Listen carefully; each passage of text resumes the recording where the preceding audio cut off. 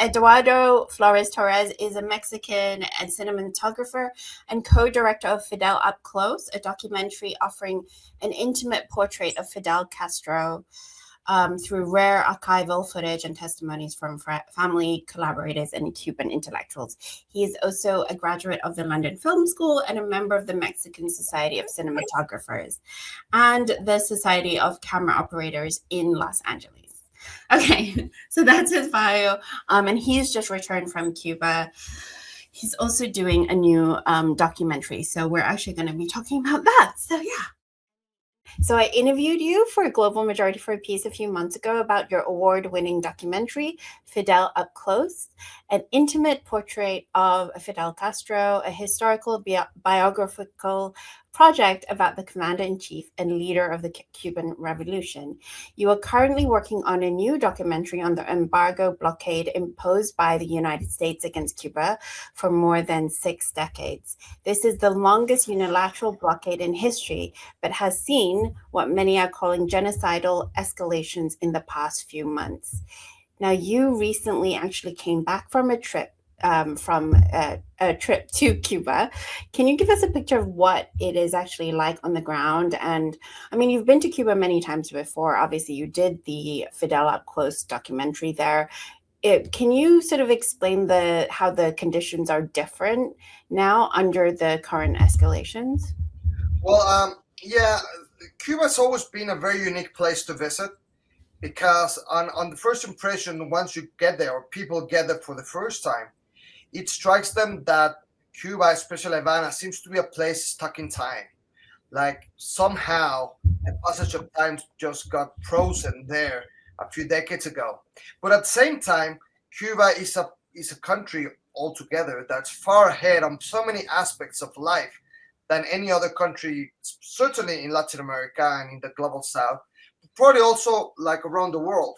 It's so ahead in some of the what we call the civic conscious, the people's participation in programs in their community, in education, in level of understanding of various things, of military, also of military readiness. So it is small of a shock, but it takes some time to understand what makes Cuba so unique, so different. And even to me, that I've been there so many times, I still get there and I get surprised of the kind of things one sees that might seem contradictory, especially coming from another Latin American country such as Mexico, which has its other whole bunch of challenges ahead. But they're similar but completely different challenges than the ones to Cuba. They're similar basically because we are very similar. The people are very similar from one country to the other, but the whole scenario in Cuba after this form of government that for over 60 years that's been building up a country and a society around a socialist and communist concept, it brings together a completely different aspect of life on every sense. So since I've been to Cuba for the last 30 years pretty often, basically I've seen many things. Every time I get there seem to be like really deep, really profound changes happening. And there are changes, all within the framework of the socialist state. So, but this time was different in the way that you can see and feel the pain of the people at a different level. I mean, always there have been like heavy complaints because everyday life seemed to be like more difficult than everyone anywhere else because of the shortage of everything in Cuba and the difficulty to have access to what we might regard here in the West as basic woods for everyday life. In Cuba, it doesn't go that way. Sometimes getting the most essential basic thing is like a major battle. That was before. Now is all of that plus an extremely hard fuel shortage that basically affects everything. And there's also not the problem, the situation that people in the US or in Brazil, in England, anywhere, might turn on the TV and see, the bombing in Iran, the bombing in Israel, the bombing of Gaza, the war in Ukraine. And people might think that, oh, Cuba, the situation in Cuba is easy because the bombs are not falling there yet. But it's very difficult to understand what it means to be out of light, to be on a permanent blackout, where you only get like normal electricity at your house for 2 hours, probably 4 hours a day. That affects everything. Not only your ability to carry on your daily life, but things as simple as the water pump wouldn't come on if there's no electricity, and then you won't be able to flush the toilet. Something as easy as that we obviously give for granted becomes a mission in a place like Cuba now. Now, not having fuel for transportation is not something that a lot of people regard just as a luxury or some leisure thing that doesn't really impact the people. But besides the difficulties of going anywhere, because to go anywhere you need transportation, unless you're just going around the corner, um, that also affects, apart from private and public transport, it affects the emergency services, affects the food and water distribution, everything. So every aspect of life is on a great impact. And I came back like really shocked after having witnessed that firsthand and seeing the level of obviously of anxiety and fear that creates in people. Because behind this daily life situation, there's the rhetoric that the military aggression might come any moment. So people literally think and feel that their lives are on the line, which is not difficult to see why, given what's happening around the world at the same time. So it is a very difficult situation, but I'm confident that these two will pass. Hopefully. That takes me to the next question. In fact, is how did you, in your last trip, how do you feel people are actually coping with this situation? Are there strategies being adopted to deal with this fuel shortage? I mean, are they resisting? Is it more, desperation? What did you feel? Everyday Cubans are doing to cope with the situation? Well, there's a lot of desperation indeed. Yes, I mean, people just like don't know what's coming next, and it's very difficult to deal with your needs of every day. But apart from that, I would say that there are two main situations. In Havana and within the big urban areas, people tend to be more fed up. And what you listen to all the time to the people in the street is that whatever it takes, let's get over this. Let's get this passed. Let's do whatever they were asked for in order to lower the pain of this situation. But then when you go out on the countryside and you go to the smaller towns, you kind of feel that there's a different approach to the situation. The difficulties are there still, but people tend to be more resistant in the way that the comment that you hear more often once you go out of Havana is that doesn't matter, will whatever it takes, even if it takes our own lives, we'll resist. And that you listen to like all the time outside the big city. So I would say that because people in the cities are exposed to a whole bunch of other thinking and images and news and all of that, tend to not give up, but to lower the hands before people in the countryside. If you were only to go to the country and you would listen what the vast majority of people tell you, then you would be back being absolutely convinced that doesn't matter how hard the pressure is, Cuba and the revolution will remain. Yeah. Do you want to go to your next question? I was just going to comment on that. Is that okay? No, Go, yeah. go ahead, Joel. Yeah, no, I was there a few years ago, 2 years ago, for the Havana Film Festival. I'm also a documentary filmmaker, and I was very impressed. As you said, I had always wanted to go. My father had been many times, had met Fidel and everything. And I was, if there was one thing that really, moved me is, the way I could talk to general people, regardless of them wanting to flee the country or not. I felt the level of basic education was very high. So even on a Coco taxi, we were talking about the current world affairs in a way I could not talk to a Uber driver in Brazil. There's no way, because those are all taken by, controlled by the big techs and that type of mentality. So I was very moved by that. I really had some really interesting conversations.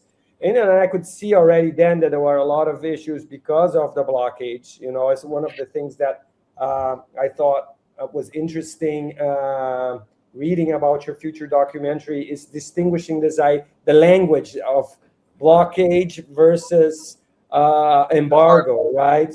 Which I thought was very, very interesting, and it relates also to what the right wing has done in Brazil, and they call the impeachment of Dilma instead of a coup d'état, right? So, maybe you can elaborate a little bit about that before Elena jumps into this foreign affair question. Sure. I mean, that is something definitely worthwhile commenting on, because it's one of the tricks that people are fed on all the time, which has to do with the language. There are many language tricks when you refer to the situation in Cuba. The first one is this one. The Americans like to call it embargo because it entails a legal maneuver to embargo Cuba for their misdeeds, basically. But in reality, it's a blockade because they're actually preventing other countries and other companies from accessing not only the market, but for accessing Cuba as a country and the Cuban government to do all sorts of business, even preventing people to travel. They're preventing them from doing any financial transaction, because the financial world is very based on the US dollar, and goes one way or the other goes to the US banking system. So there's where they blockade all of that. So that's not an embargo. And in any case, the embargo was this term that was taken pretty soon after the first big steps of the revolution were taken in the early 60s, which had to do with the confiscation of foreign property when the government started turning into a communist state. There's something very important here to understand. Many Americans like to say that they have embargoed Cuba because they missed on compensating the American owners of the property that was confiscated. And once you dig a little bit into that issue, you find out various things that very little people actually know or like to talk about. First, during that stage of the revolution, a lot of American property was confiscated, but also a lot of Mexican property, English property, Canadian property, Spanish property, because the turnaround of the government from a capitalist state to a communist state required that. Every country was compensated for the property that was confiscated. Everyone. The only one that did not accept compensation was the US. And they did it because they wanted that excuse to be able to exercise pressure on Cuba based on the false idea that they did not compensate the American companies that were confiscated then, which is false. So the embargo comes from there. But then the embargo turned into a blockade because Cuba being an island, the physical feasibility of blockading it is much easier. Let's say Brazil. It'll be very difficult to blockade Brazil because it has like a land frontier, land border with many countries that's thousands of kilometers. Even Mexico, we have our land border with the US, but also with Belize and Guatemala, and we have huge oceans on both sides. Let's say Venezuela. Venezuela has a huge land border too. With Cuba, for its island geographical situation, it has already been physically blocked by the US Navy when the missile crisis in the early 60s. And then it's been on and off on this situation. One example of this is what's been happening in the Caribbean, with American warships bombing fishermen boats with the pretext, with no evidence, with the pretext of them carrying drugs into the US. So that makes the situation much harder. Much harder. So then, in reality, it is a blockade. The island is blockaded, and now it's much easier. Although they have said that that's not true. They have argued in defense of the embargo for what I said earlier. President Trump and Secretary Rubio have acknowledged that it is a blockade, and they pretend to tighten the blockade as much as they can. I hope I answered the question with this long answer. Yeah. No, really good, really interesting. And I'm talking more about Marco Rubio. I think there's something quite interesting about someone Cuban as he is, turning around basically, and this happens a lot, I mean, in the world, although I think I think it was his parents or his grandparents were actually, they weren't actually persecuted under communism. That's what I heard. It was more to do with the previous. His parents left Cuba before the revolution, so they're not Castro exiles, as they call them. They left because what people do in life, they leave, and they settled in the U.S. But then he grew up. Rubio grew up with the exile community that came with the Castro revolution. So he pretends to make himself one of them, when in fact he's never set foot in Cuba himself. Oh wow! Okay, that's so interesting because he the way he presents himself is like he has this crusade against Cuba, essentially. And I think it's quite telling that Trump is pushing, again, on this same subject of using language in the way that the US uses it. Trump is pushing what he's calling a friendly, in quotes, a friendly takeover of Cuba. How you could be friendly in your takeover of another country. And he means it's without too many bombs. Yeah, I think that's what it means. Not too many. Obliterating the country with all of the Tomahawk missiles. But let me just say something here, Ileana, to make your point. Why would they take over? Why? Why would they take military action? Why? I mean, Cuba is a friendly country. He's got good relations with every country, also with the United States, because given the proximity of the countries, there are many issues on the bilateral agenda they have to deal with anyway all the time. They have to do with sea borders, that have to do with the fight on terrorism, on narcotics. All of that has to do with the ocean, which is at south of the United States and the north of Cuba and all the Caribbean. It's very important that they work coordinated in order to achieve this kind of success story in the Caribbean, which are even acknowledged by the Americans. Their best partner in preventing terrorism and narcotics from South America into the US is Cuba. So Cuba does not represent a threat to the US or to anyone.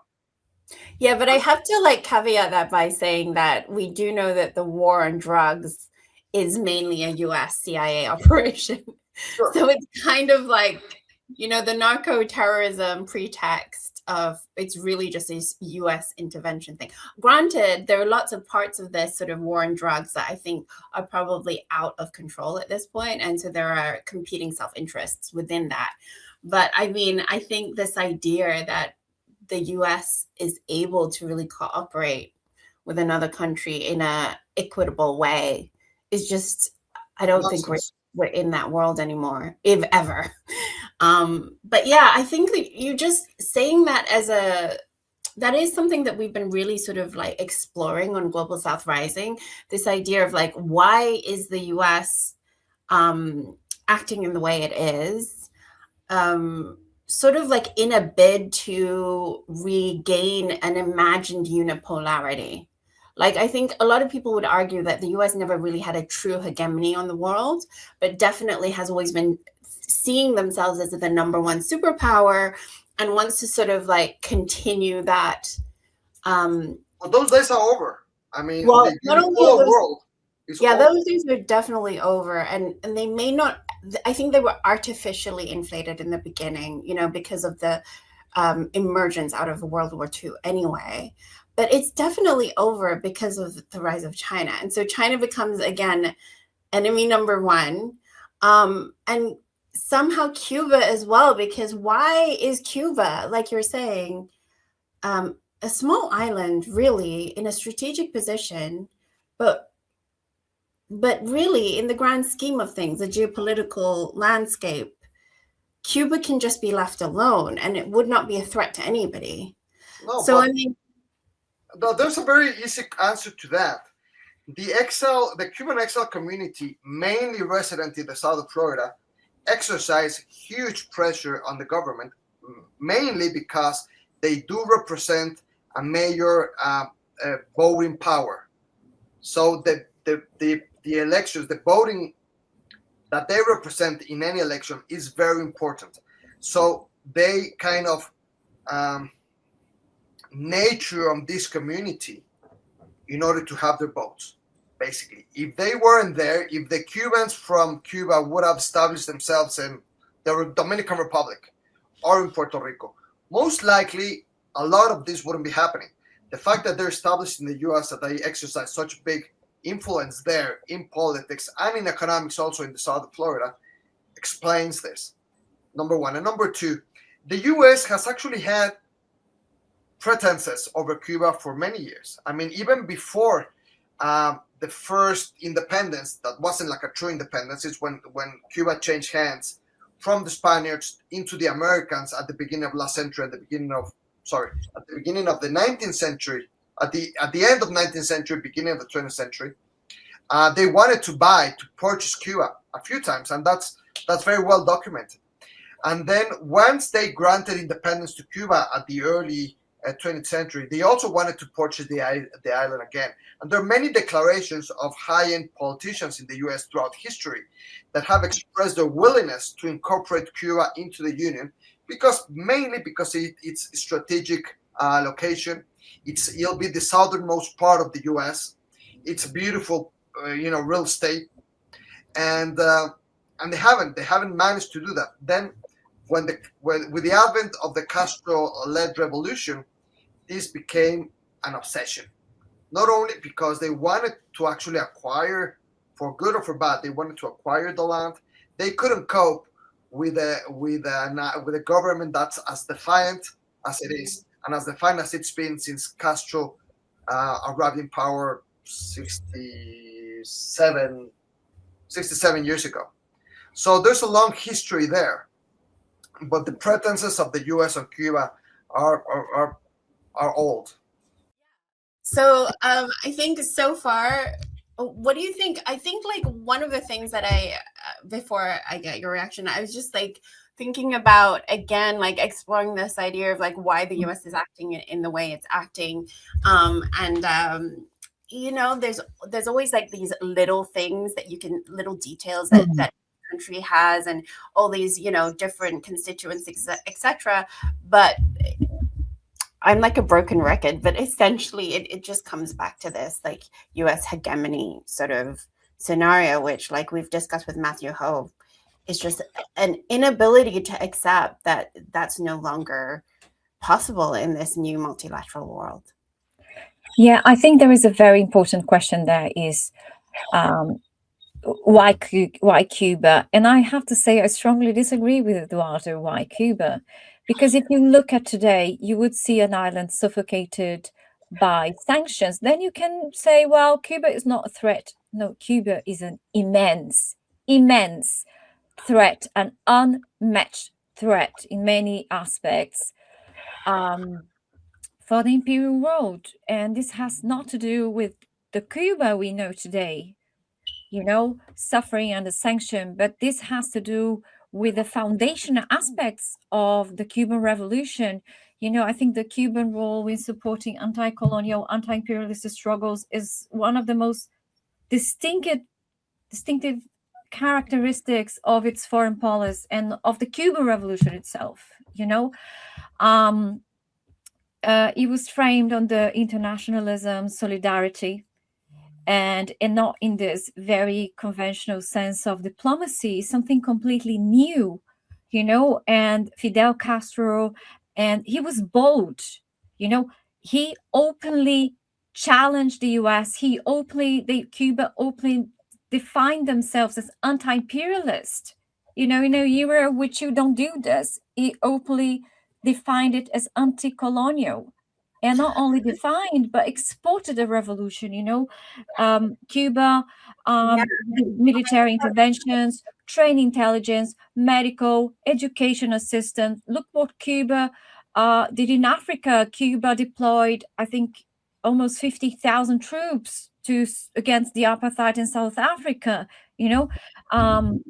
And let me just Then- add here, Sarah, because to give the context of Eduardo's film about Fidel Up Close, really does show this. He shows the revolutionary figure of Fidel. Like, he shows just how important Fidel was. Like, it's, I'm very much against the cult of personality, but we cannot actually argue against the fact that this was an extremely, not only charismatic, he was extremely charismatic, but resolutely anti-imperialist leader. Exactly. The type of thought leader and the type of leader that we solely need in this moment. So I totally agree with you, Sarah. I think that is, and in a sense, with Eduardo, a shame that we can't all be live at the same time. The time difference is really difficult. But, I feel like sometimes what happens is, because we as anti-imperialists, we're in a world where we're constantly having to explain things to people that don't even understand imperialism, say, that sometimes we might change some of our words or the way that we explain things, like that's I wonder if that's a thing here with Eduardo, sort of trying to explain all the different details within, how Cuba is feeling and stuff like that. Yeah, I think Cuba has a legacy of playing a genuine role in anti-colonial struggles, in particular in Africa. Cuba for Latin America is the dream, is the utopia that there is a possibility of a Latin American without US intervention in real terms. If maybe the Soviet Union was more strategic in who they would help, Cuba was solely ideological, in the good sense. There's an ideological commitment, and very unusual. And Ileana, it's a small state exporting a solid revolutionary experience and supporting anti-colonial experience. Cuba is huge. Cuba has. I will say though that one of the things with the documentary, and I interviewed Eduardo on Global Majority for Peace, so please check that out, audience, for whoever is more interested in this subject. He showed a really interesting relationship between Che Guevara, of course, and Fidel Castro, and how sometimes it would diverge in terms of the ability to export revolution. You know what I mean? So that is kind of an interesting discussion in terms of revolutionary anti-imperialist forces. And so they did diverge at a certain extent, where Che committed himself more to the type of revolutionary support that you're talking about in Africa, etc. So I think that is an important distinction to make, but maybe not so important in this moment in time when we are analyzing the significance of Cuba and why the Trump administration, or really the US just in general, but the Trump administration has definitely ramped this up to an absolutely insane level, on why they want to crush Cuba so much. Cuba is the cemetery of American imperialist hegemonic in Latin America, their backyard, what they call the backyard. It's the place where they consistently failed, still are failing, and it's so inspirational. Like when we see now Iran rising and giving the turn for the global South, showing that you can actually win from the biggest, largest, consistently military hegemon. It sends a very important message to all anti-colonial movements. See Palestine. Palestine is a crushed place in all senses, but it sends such an important message because, Ileana, we are human beings. We don't only live from water and things. We live from dreams. We live from imagination. We live from inspiration, and this is we can't dissociate ourselves from that. And to have an example, historical examples of small places being so successful against the giant, it's really it means a lot. And Cuba, I think Cuba, if you talk like to my parents' generation, Cuba changed their lives. Cuba changed a lot of things. Even the countries who hasn't been through a revolutionary experience, hasn't been through a socialist experience, Cuba made a difference in different levels, but it always did. So I think Cuba, it's fundamental to crush Cuba to win as a ideological hegemon. It's fundamentally important. And I think Carlos commented also in one of our shows that the attack on Venezuela is a way of attacking Cuba by proxy as well. And I think it's correct. I think it's a correct analysis. Yeah, long live Cuba. Yeah. Yes, absolutely. So we'll continue with this. And see. One of the things that, in the film I did with Chomsky and Celso Amorim, we talked about how the U.S. always viewed Latin America as its backyard, right? So I think there's definitely the fact of this, elite that moved from Cuba to the U.S. that, actually acts as a local pressure, right? So it's, as you said, Florida, and because of the electoral college system, I think, the Cuban Americans of Florida have a big play on, where the elections are going to go. And I end up having an effect on the whole country, the result of a presidential election, right? So I think that's what with Bush. Exactly. Yeah, but again, it's that same mentality we've talked about a lot with Israel and stuff like that, where it's basically like the U.S. creates these diasporas. They do that with China as well. There's always very useful parts of the diaspora with Iranians as well, that they want to trot out to justify why they're allowed to invade or they have to invade for moral reasons. And then, of course, that it becomes sort of like a lobbyist system because their entire system is a lobbyist system. So, but it's really, at the end of the day, it is their mechanism that is giving these groups power or prominence or a spotlight. Once this political reason for invading Cuba, and we have to talk about the capitalist communist situation with the Cold War, essentially. If the Cold War ceases to exist, the power of these lobbyists would go as well. Like that's what happened in many cases, in different parts of the world, right? So I think, again, I'm just going to blame the U.S. But continue. Yeah, I think it's yes, you can blame the U.S., but certainly. But I think specifically on top of this, finishing what I was just bringing up, on top of this kind of local politics, right, appealing to the Cuban and Latin communities in the U.S., there's also an ideological reasoning behind this. Cuba is the longest lasting socialist regime, is the only one really today in Latin America, and it has always inspired many movements across the continent. I think both in Mexico, here in Brazil, certainly, and having that so close to the U.S., I don't think is something that they were ever, I'd like to hear Eduardo on that, but I think that's something that they were never able to fully digest.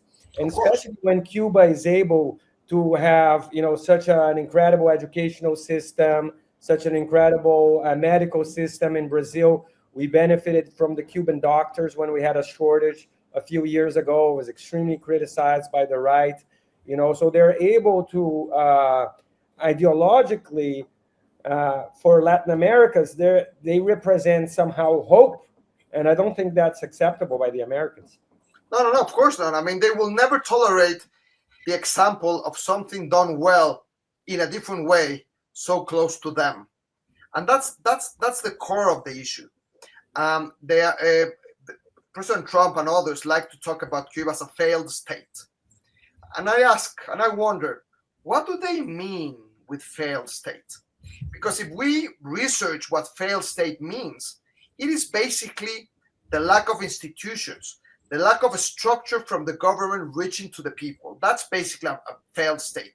When the regime in Syria collapsed and it dropped into chaos, the same as in Iraq, after both foreign interventions, that becomes a failed state, because the institutions that are there set to coordinate everything that happens at the population level cease to operate. Now, in Cuba, that has one of the highest literacy rates in the whole of Latin America, that has one of the lowest infant mortality rates in the whole of Latin America, even above the US, that has achievements in medicine and so many other fields higher than any other country, that have excelled also in sport, like any other country, being such a small country that's been number one in so many sports for so many years, culture, science, diplomacy. So I don't see a failed state there, but all the contrary is the state that has made all these achievements a reality. Now, another two of the big issues that the U.S. throws on Cuba are the political prisoners and the fact of the uniparty system. Now, let's talk about the political prisoners. I mean, it is a strong state, and there's surely some prisoners that are there for having expressed a different way of thinking and different way of acting. With all of the people that are in prison in Cuba, they are in prison because of some crime well established under the law, and being financed by a foreign state and then doing propaganda about the current government. It goes against the law, both in Cuba and in the United States. In fact, the US is the country in the world that has the highest per capita prison rate. The more prisoners in the world per capita is in the US. And many of them are actually political prisoners. We can see at the latest examples of all these basically kids that got arrested because they manifested pro-Palestine in some US campuses, and they were put into prison because of that. That's political prosecution. That's political prisoners, because they were put into custody because of their thing. Even having said that, the rate of prisoners in Cuba is so much lower than the rate of prisoners in the US. That's a bit hypocritical to claim that. And then from the US, they also say a lot about the one-party system. And I asked myself, well, in the US, it's a two-party system, which is pretty close. The US is not a system where every party is allowed to operate. You cannot go and form a socialist party, a communist party, a Trotskyist party, any kind of party, an anarchist party. You cannot do any of that. There are only two parties that are very alike. And if you want to play in politics, you have to go there. It would make sense that if they ask Cuba for a multi-party system, then the US would also open to a multi-party system, wouldn't it? That would make sense. Otherwise, it's just hypocrisy. How can those issues be thrown onto the Cubans as a obligation for the US to release the pressure on Cuba? It just doesn't make sense. I think the thing that's really convenient about U.S. narratives against countries, any country that's on the enemy state, the U.S. actually just uses the exact same playbook, because these charges of what they use against China, what they use against North Korea, what they use against Iran, it's the same thing. I mean, who's to say there's something inherently unstable anyway from our current system, which is like in the UK, it's like 5-year term. In the US, it's a 4-year term. I mean, in terms of two, because of the midterms, in terms of like the actual ability to have a proper plan, it makes more sense to have the China system, which has like 5-year plans, but then it also has a 30-year plan and also has like a 50-year plan. You know what I mean? Like, rather than like 2-year plans and not even plans that are implemented. So yeah, there's so much US propaganda, which I guess leads us to how are the people really reacting to, and like you said, these claims by Marco Rubio saying like the Cuban economy doesn't work, etc. You sort of inferred previously that maybe the cities, so the sentiment in the cities are different from the countryside. Definitely, yeah. So when they hear this type of very, very escalatory rhetoric from Marco Rubio, basically saying like, the economy doesn't work, the political and government system can't fix it, so they have to change dramatically. It's really a huge threat. How are they? What is the reaction to that on the ground? I mean, there is a lot of fear because people know that this can turn into a military action pretty easily. So there's a lot of fear, but there's also a lot of exhaustion. If you think about it, the embargo was first put in place by President Kennedy in 1962. So my generation, well, our generation in Cuba, were born with the blockade already, and their children were born with the blockade. So these are people that have lived blockaded or under the blockade for all of their lives, and that is like really, really like difficult to imagine that every single day. So the U.S. claims that the Cuban economy doesn't work.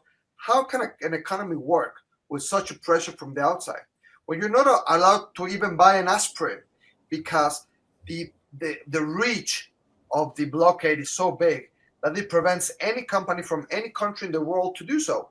Okay, I mean, they might claim that no, companies are not prevented to, but they're punished. If companies that trade with the U.S. also trade with Cuba, then they're punished by not trading with the U.S. If boats dock at a Cuban port, then they're forbidden from docking at a U.S. port. So they might not be prevented firsthand, but the other actions that they do, they prevent other countries from exchanging with Cuba anyway. So accessing anything becomes so difficult, so difficult. Yeah, it's interesting you brought that up. I mean, recently the Brazilian government officials were questioned why they weren't, helping Cuba more. And, what was said was exactly that the mechanism the US put in place make it almost impossible to actually help. But recently, we talked about that last week, the MST, I don't know if you know the Movimento dos Trabalhadores Sem Terra, which is the movement of the laborers without land here in Brazil.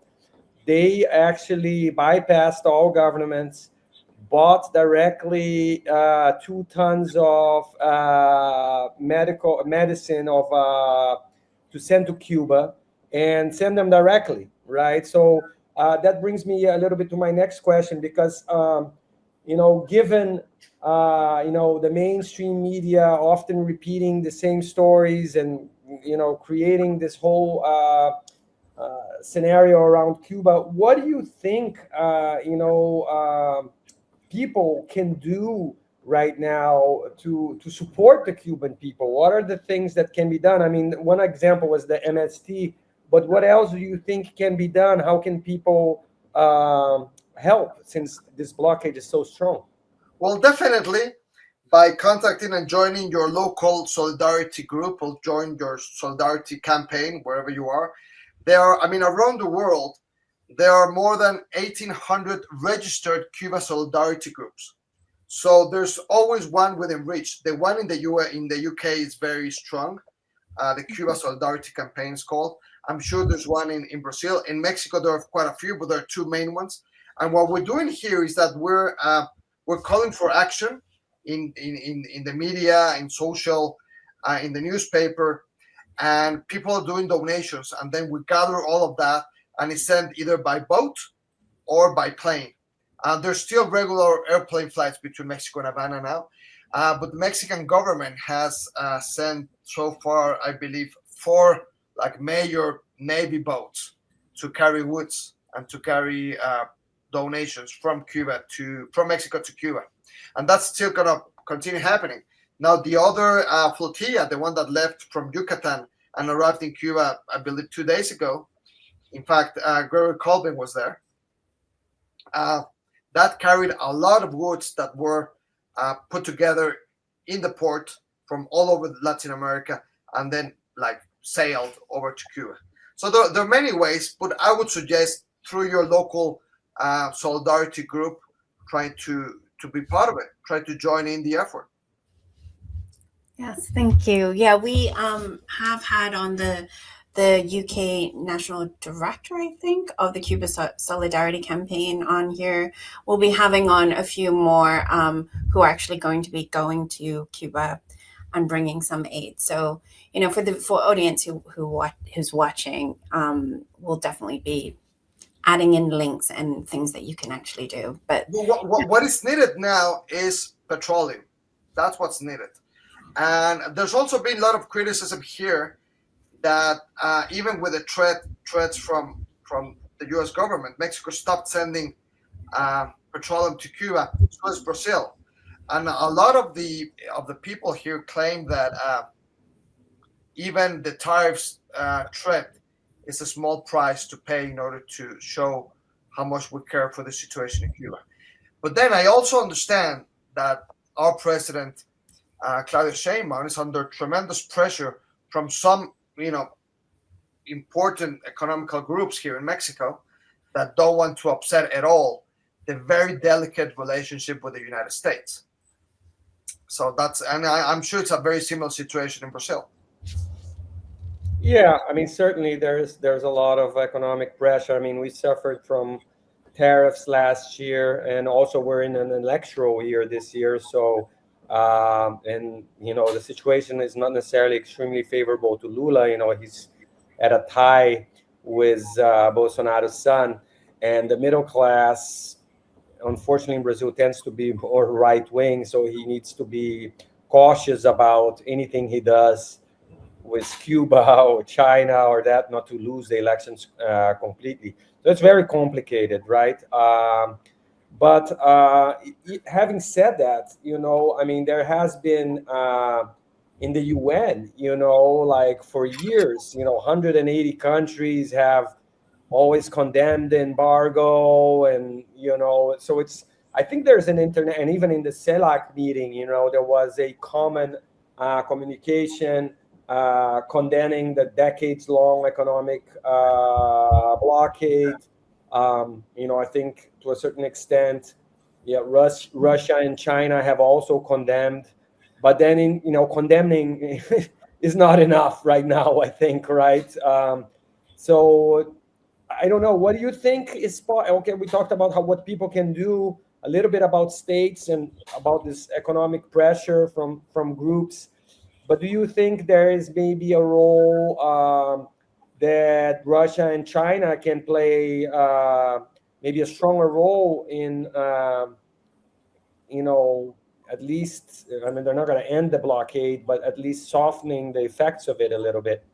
Well, we all thought that both Russia, but especially China, would have played a more active role in this whole fuel shortage situation.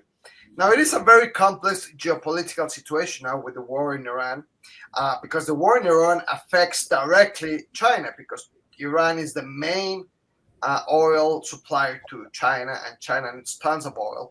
China feeds from Iranian oil and from Russian gas.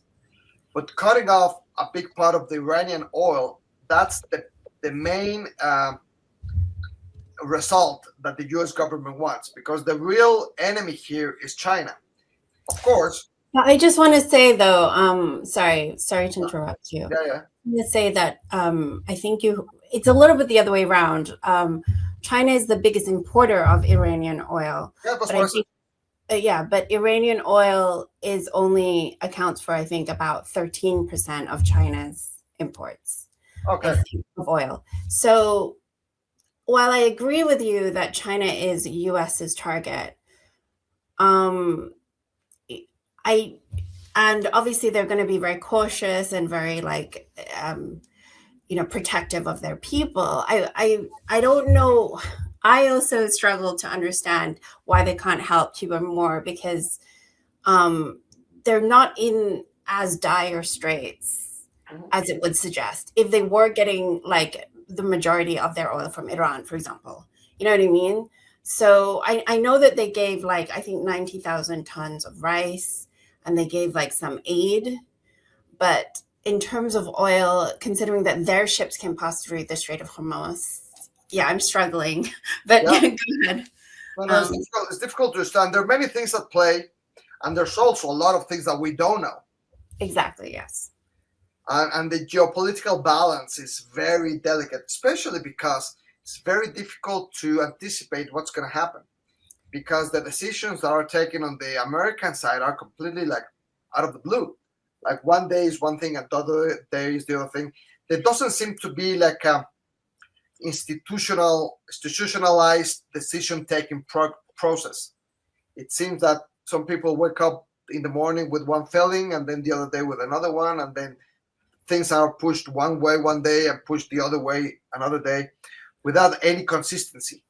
So I think Russia is entangled already with the Ukrainian situation, which is, I believe, completely playing in his favor, because basically the Western world has started to realize that Ukraine and the NATO expansion pretenses draw them into a war that's unwinnable, because from the Ukrainian side, it's an unwinnable battle, and the major Western powers are not going to put boots on the ground. So this war is dragging along on the Ukrainian expense, basically. And I think Russia has a very clear objective there, and it's also very cautious on how far they can reach as to come to Cuba's aid. Right. China is different. China is I think, in a much stronger situation, and they could, because on the other hand, there is the Taiwan situation at the same time playing there. It's always an element, and the war in Iran is very close to them. I also thought that the BRICS powers were gonna react like with more force when the Israeli and U.S. invasion started. But it seems that they, apart from some logistical assistance to Iran, which is a BRICS member, the assistance stopped there. So that's also something a little bit difficult to understand. Basically, it all plays little by. It's like a big chessboard, you know. Yeah, and also there is also just the reality of, if every disaster that the US makes, China is supposed to, we're all looking at China to save everybody. And I don't think that's really realistic for China as well. I mean, they have a huge population that, even though they have gotten rid of absolute poverty, there's still quite a poor, there's still a huge majority that is, no majority, a huge percentage that is still quite poor. So it's not so simple as that, I suppose. Yeah, I don't think it's a financial. I don't think that has to do with it at all. I think it Let's has. I don't. I think financially it certainly could do. I mean, China does have a politics of investment that expects returns, right? 40% returns on investment, and that's certainly something that's not going to happen in Cuba. But I think furthermore, in my opinion, I'd like to hear Eduardo. I think Russia is very committed to the war in Ukraine, and that limits its resources in the Caribbean, and also hinders. I mean, the fact, if they start to intervene too much in what the U.S. is doing, the U.S. was intervene more in what they're doing in Ukraine. So I think that's one reason. I think the other reason has to do with the geographical difficulties. Venezuela was able to send subsidized oil for many years to Cuba. It was right there, right? China and Russia are on the other end. very, very far away. And now, as you put very well, Eduardo, are having to deal with more expensive fuel, which makes it even more harder. So this whole war in Iran makes it even harder to maybe provide fuel to Cuba. And I think in the case of China, they don't want to have a direct, in my view, my opinion, right? They don't want to have like a direct conflict like that with the U.S. I mean, there was already the issues with tariffs. So I think although Russia and China and Brazil as well has in the UN repeatedly voted, against the blockade. They're limited geographically in what they can do, and also because the U.S. has been intercepting boats in Venezuela. They're not the same, so I think there's some of that, and I think China, maybe, and maybe Elena is not going to like this, but China is also maybe using this moment because it has its own interests in Taiwan, right? And if they start to interfere on the other side of the globe and what the U.S. is doing, they might feel that this might cause some tension there. So I'd like to hear what you both think of that. I think definitely everything is linked. Everything is linked, and everything plays a part. Absolutely. Sorry, Lana. Go ahead. No, I was just saying. You go ahead first. Yes, I think all of that plays a role.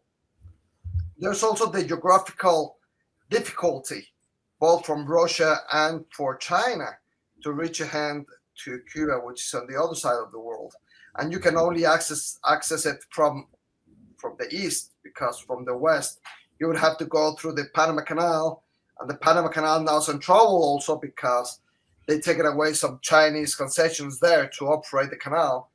So going from the west, from China to Cuba, most likely would have to go around the south of South America, which makes it unfeasible.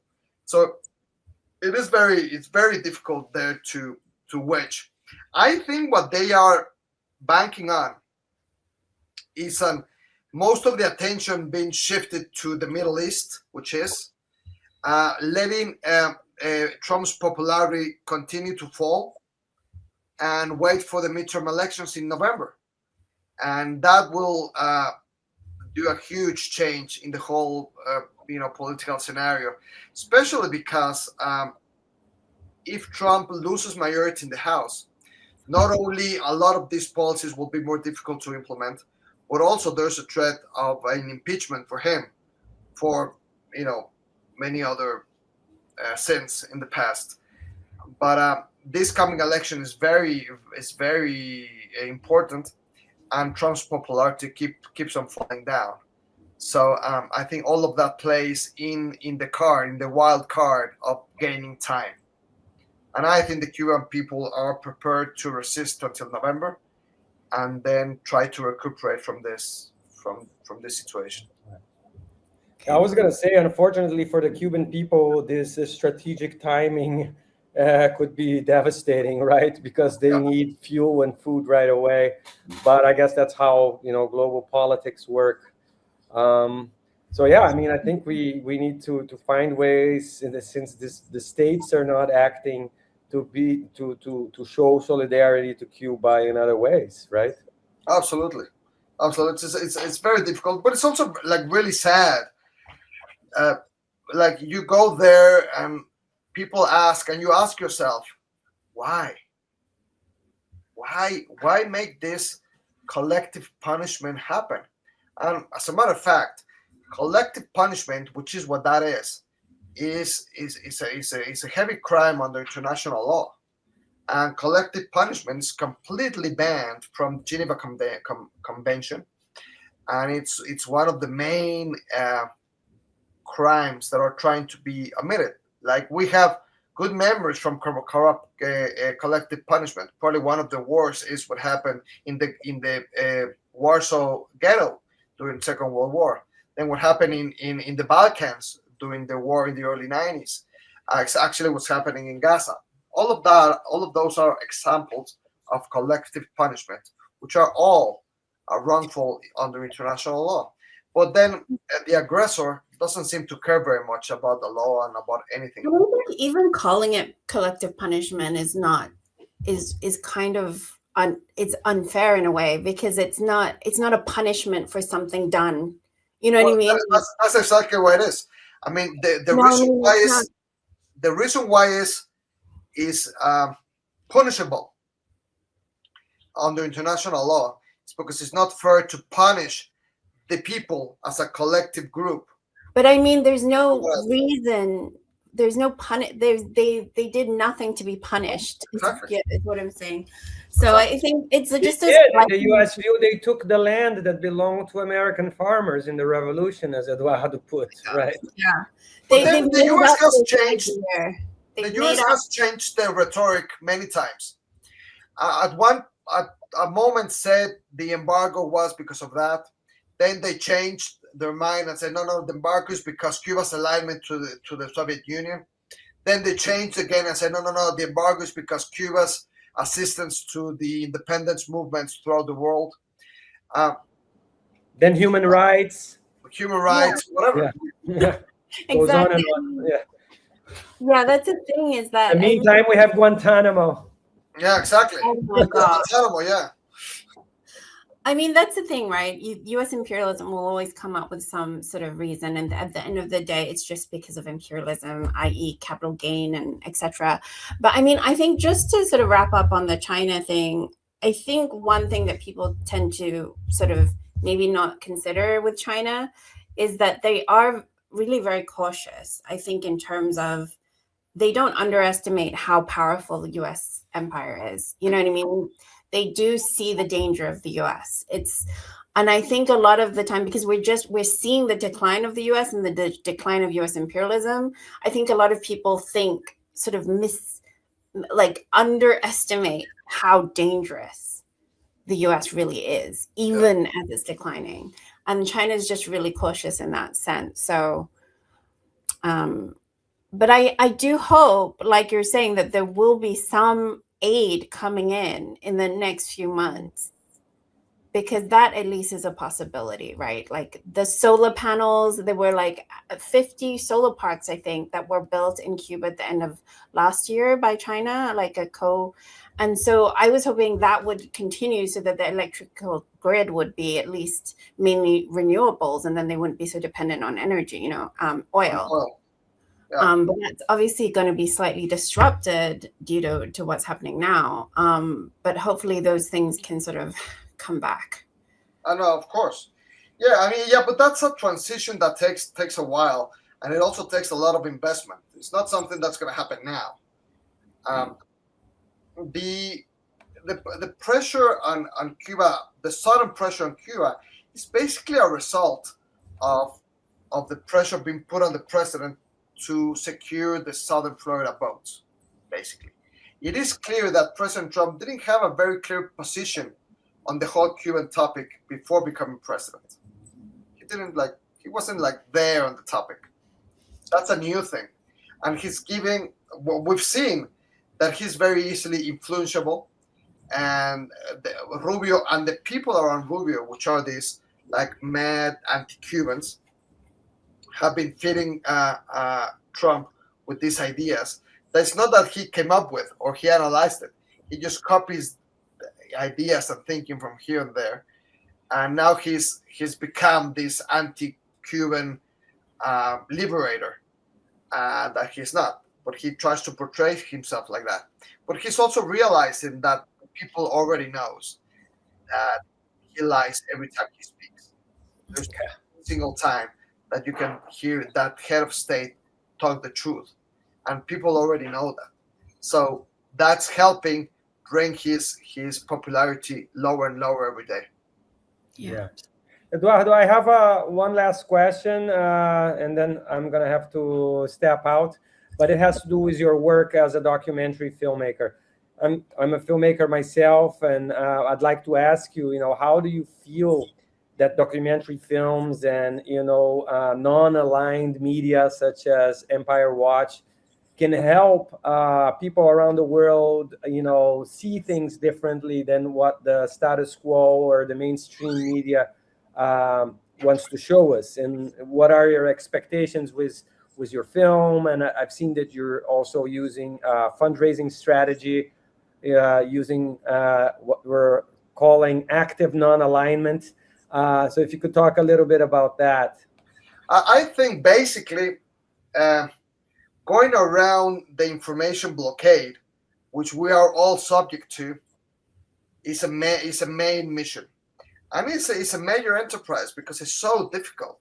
Like you turn the TV and all you get is the the regular corporate media everywhere, and you get fed on those news every day, all day, and then your friends and your family and everyone's on that same track, and going around that and trying to access different type of information, different type of news is very difficult. It takes a lot of time. It's not just like turning the TV. Like if I turn on my TV, well, most likely CNN will come up, I mean, which is the same thing. So for quite a while now, I engaged myself in trying to contribute, going around the information embargo. And that's why I love this program so much, Ilan, and I thank you so much for doing it and making it happen, and of course for having me in, because this is a very, not only vital, it's a very necessary voice to hear and to get to know people like you, Joao, and to get all your other guests and hear people speaking in a different language, speaking up to power, basically. And the documentaries I make and the documentaries you make, Joao, also contribute in this effort. So it's a big, I mean, it takes a lot of time, a lot of effort to get to people to listen to different type of things. The very initial seed on my Fidel documentary was that. I said, I want to tell the people, I want the people to know so many other things about Fidel that nobody seemed to know, and that I know only on the scratch. But with that motivation, I started like digging in and bringing to the surface many aspects of Fidel life that nobody seemed to knew.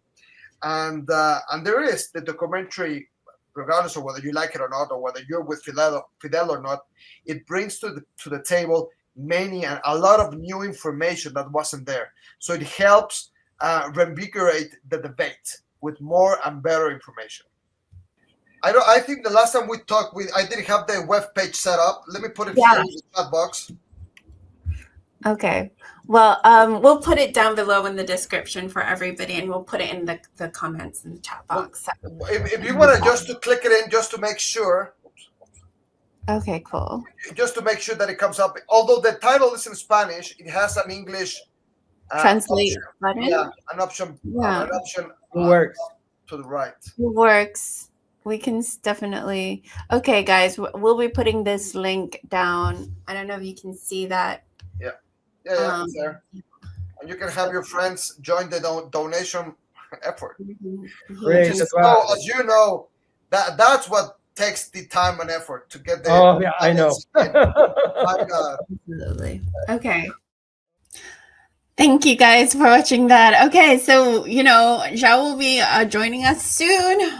What did you think? I had a disagreement with Zhao, so I'm going to ask him about it when we come on, about the 40% return on investment for China. But yeah, we'll ask Zhao where he got that statistic from when he comes back. But overall, what did you think of the interview, Sarah? Yeah, I'm actually very curious to watch the movie. Yeah, it's a really good movie. Yeah, I don't know if the movie is available, whether people can freely watch, but it's also very important to remember history. It's not available online just yet, but we've put the trailer down in the description, and also the link for Eduardo's new movie, how you can help him fundraise and stuff like that for that. The documentary on the Cuba blockade. Zhao is in the studio, but we can't see you, just so you know, Zhao. Yeah, so, there you are. Okay, hi, Zhao. Welcome. Hey, good morning. How are you? Good afternoon for us. Yes, good afternoon in Europe. We were just talking about the interview that we did yesterday, and I was saying to Sarah that we have a point of disagreement because your 40% return on investment for China, like, I couldn't find where you got that statistic from, and I think there's so many examples where that's just not the case. Like, with Venezuela, with Sri Lanka, where China's restructured their loans and actually lost billions of dollars. So I was curious about where you got that.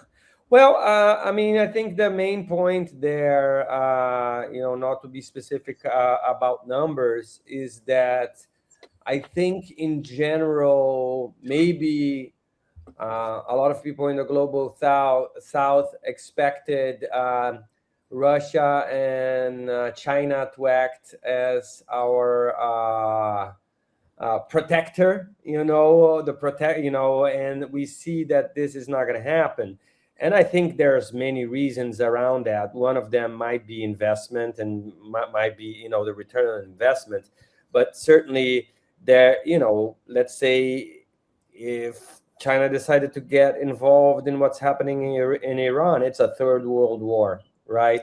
So I think there's other, I think that's why the US is able to do what it does, because the other countries, they're not so bellic. They don't want to engage in violent acts in the same way, And you're absolutely right. The way China partners with countries around the world, and the Silk Belt Initiative and BRICS, is a lot more collaborative and has to do with multilateralism. But I think there's only so far that they're willing to go. And it's tricky because, during the Cold War, the Soviet Union played a role in somehow balancing that, that the power of the United States out. And I do think that economically, and even as military capacity, maybe China does, but it doesn't have the will of taking military action just yet, right? I mean, you would say for, that. for the best, because as I said, maybe that would entail in a third world war, and nobody wants that. But at the same time, because nobody's doing anything, the United States, and Trump specifically, feels comfortable to go and, okay, let's take Maduro out, and now it's Cuba and Iran. Yeah, but I think we have to also position this in terms of strategy. It is very much like, I think a lot of people might argue that China saw the fall of the Soviet Union and took some lessons from that as well, right? And in terms of their strategy, like we've discussed a lot on the show, they're not imperialist. Their military is not designed as an offensive military. It's a defensive one. They don't have the military installation or infrastructure that a U.S. imperialist system has, because they're not imperialist. So their only weapons would be not to engage in a imperialist way, but in a multilateral way. But I guess the conversation that we're having in this particular case is like, why can't they also send oil? And you did answer that quite well. You said, like, logistically it's very difficult to move the ships through all these different ways, and but we can hope, like with the 90,000 tons, I think, of rice that's being sent, and I think just arrived in Cuba, and then I think there's a further $80 billion that has also been 80 million, not 80 billion, $80 million that has been promised.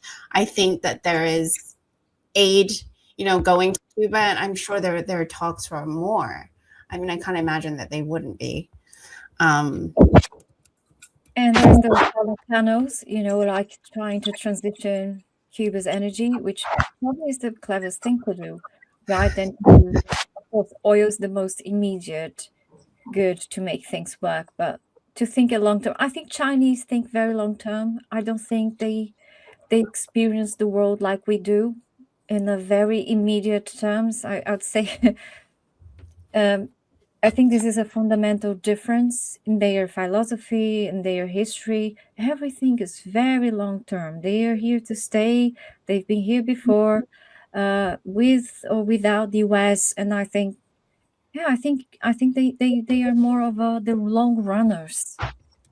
I think Zhao has also like worked with them directly, and they're also extremely fast acting, efficient. So I think that's the thing that's like sometimes difficult, right, to like reconcile, that they can be so quick on one hand. Well, yeah. Look, I didn't want to sound. I think I didn't want to sound like China is not willing to help. They are. As you said, they sent 60,000 tons of rice earlier this year. They've helped Cuba, I think, was a financial assistance, if I'm not wrong, of around 80 million emergency aid package.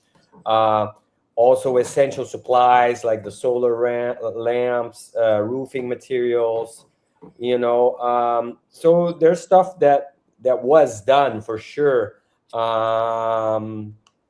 And I think there is something that is real, though, is that Chinese companies, they also they also trade with the U.S. financial system, right? And the U.S.